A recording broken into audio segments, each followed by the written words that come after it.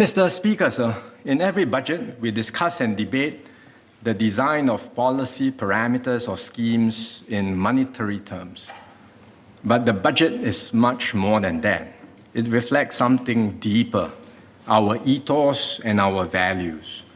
It's an expression of our shared compact to tackle our challenges together, to never stop thinking of tomorrow, and to never cease building a better Singapore.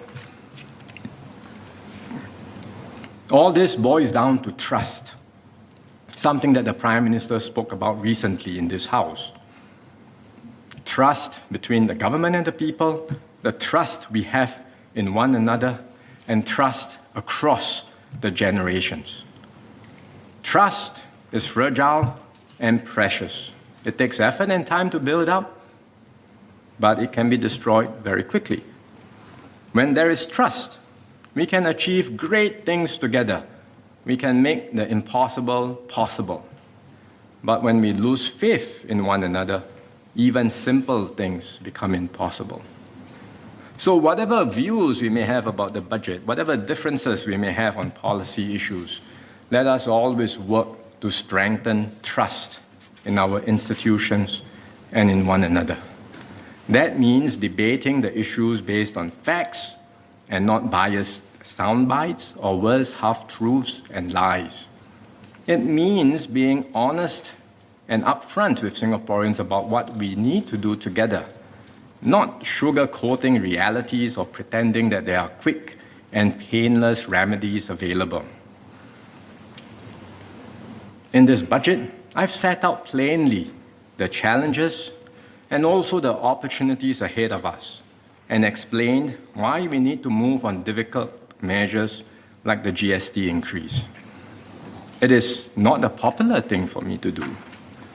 Certainly not for my first budget as finance minister.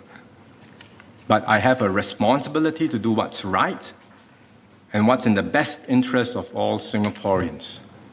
Not what's politically expedient now, but will store up problems for the future.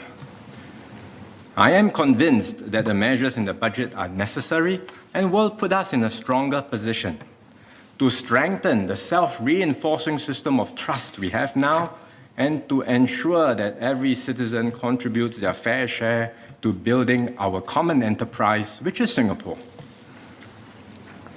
A lot has been said about the redistributive aspects of the budget. But in fact, to deepen the trust in one another, we must also engage the human spirit and involve every Singaporean. We must strengthen the culture of responsibility for one another, so we all feel a renewed sense of duty towards each other and not just a right to the benefits of citizenship. Singapore must always remain an open and egalitarian society, one without rigid hierarchies and class distinctions, but with a big heart and a generosity of spirit. We do not begrudge those who do well. Instead, we celebrate them and we take pride in their achievements. At the same time, for those who have succeeded, there is no need to flaunt one's wealth or be ostentatious about it. Instead, keep a modest and unassuming approach and do your part to give back to society so that wealth can be recycled and invested back into society to expand opportunity for others. Sir, I have confidence that Singaporeans can instinctively sense if any budget is not worthy of them and fails to renew their trust in the government, in each other, and in the future.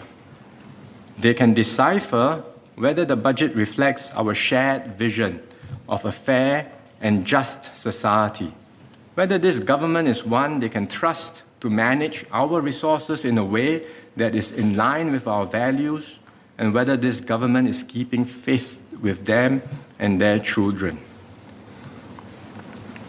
In the weekend immediately after the budget, I had several engagement sessions. Someone shared with me that his wife asked him, "Why are you so happy to pay more taxes?" This is by no means a well-to-do individual, just ordinary person. But his wife asked him, "Why are you so happy to pay more taxes?" His reply, "It's the right thing to do." It's the right thing to do. In a dialogue organized by the CDCs, including their community and corporate partners, a participant said she did not need the cash payout from the assurance package and would like to donate it to families with greater needs. I was cheered by this, and I'm glad to share that we will have an online portal set up in the coming months where Singaporeans can indicate their preferred charities for the government to directly channel the payout to if they wish. In the end, the budget is about all of us as Singaporeans, driven by our compassion and our conviction to build a better society for all, strengthening our trust in each other and keeping faith with future generations as our forefathers kept faith with us. And so, as one united people, we can be confident in charting our new way forward together and in building a fairer, greener, and more inclusive Singapore together.